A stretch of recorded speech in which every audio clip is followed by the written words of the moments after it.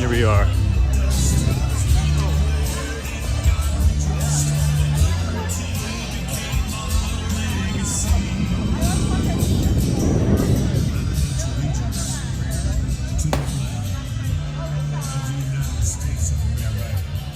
How you doing, man? Good.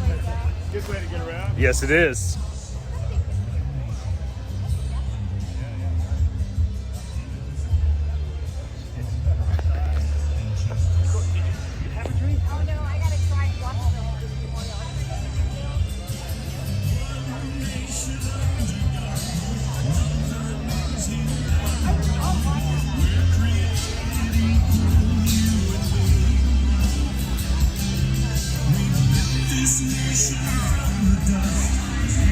Well, I want to capture the moment. I think we're gonna start talking pretty soon.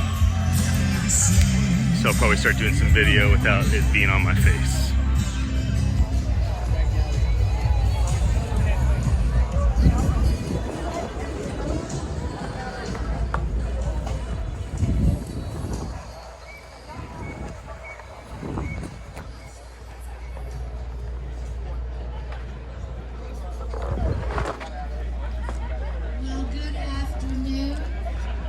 Okay, here it is. Now it's really starting. Let's go check it out. Of the Santa Cruz Republican Party.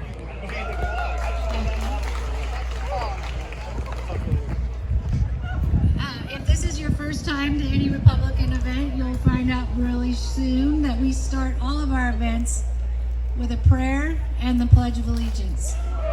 I've been to 31 counties in the state since then, and my amazing team, hopefully you had the opportunity to meet with them, and I have just been hearing stories of something that makes me believe that we are at a historic moment in California. They're the stories of people who have not been involved in government before, and they're awake now. So we're at a moment that is really exciting. Now, I'm going to share a few things with you today. First, I'll share a little bit about the recall. If you aren't familiar with it, I do want you to know what you can expect coming forward and why I think it's important.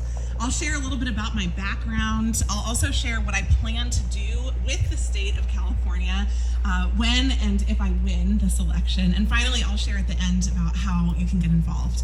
So the first part is the recall itself. So just raise your hand, or two hands if you would like to, if you happen to be one of the signatories on that petition to have Newsom out of office. Come on, that's awesome. We got 2 hands for some of us. And then let me ask a second question. How many of you, raise your hand if you have donated yet to someone who is running against Newsom? Just put your hand up. Okay, this is good, but not great.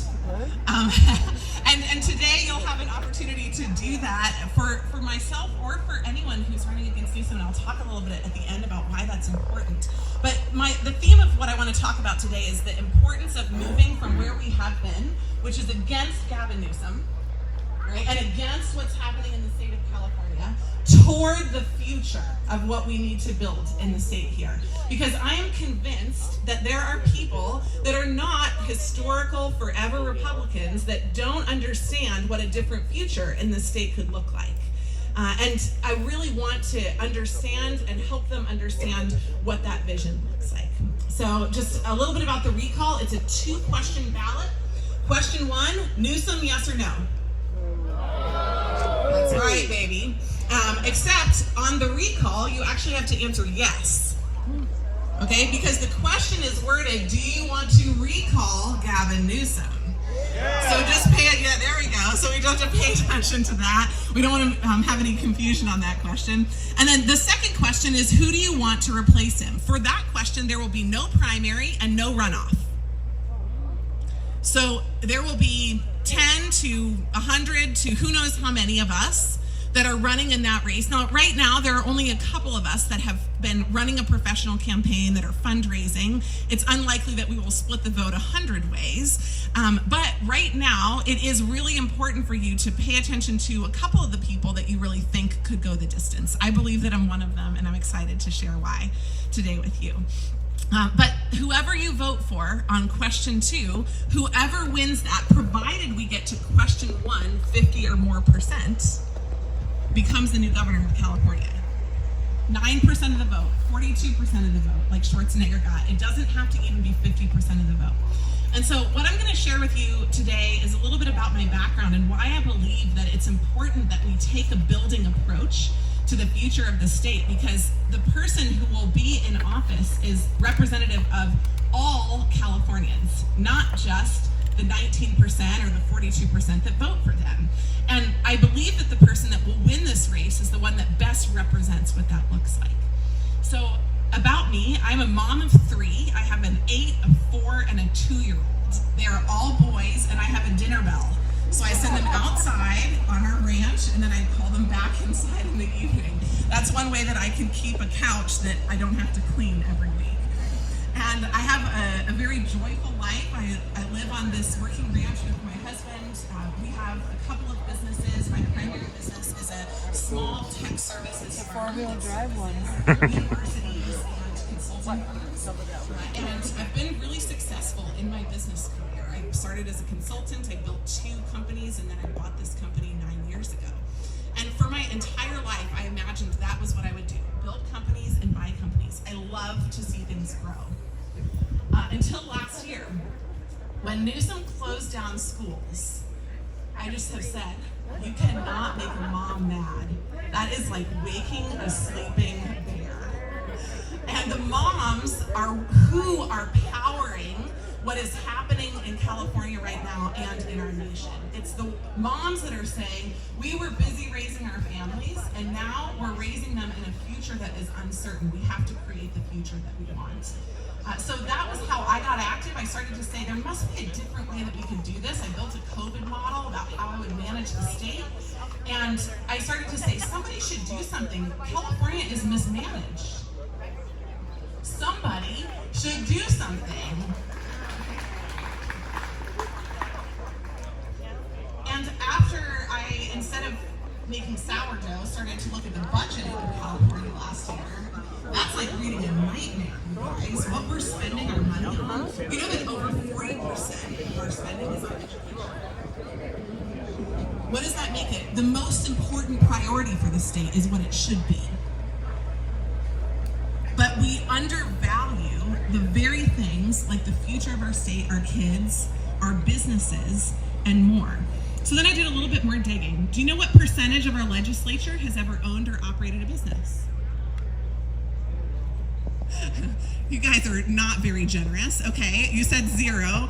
The answer is 3 out of 120. You're not far off. Do you know what percentage of our legislators have ever worked in the private sector? 10%. 24%. So it's easy if we have people in office where this is their best job they've ever had to make laws about things that they do not understand. And you know whose fault I decided that was? Mine. Because I didn't want to run for office because it is a terrible career choice. It is. In my old life, a couple of months ago, people would write me nice emails. Like, I so value the work that you do. Now I get an FU to wake me up in the morning, right? In my old life, I used to be rewarded for success. Now I am punished with an onslaught of accusations and you shouldn't be here and you're too new and all of the other things. And you know what I say to that? It's my fault that we're here. I'm gonna be the one who stands up to fix it.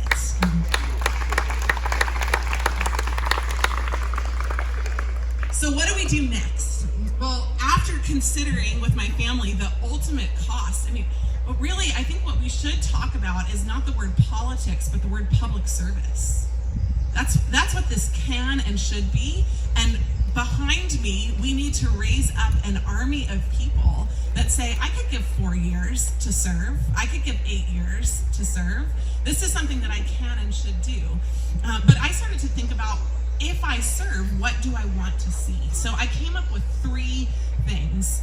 The first is that I want to have people live in California successfully. I want them to stop leaving, stop pulling their businesses out of our state, and build their future here.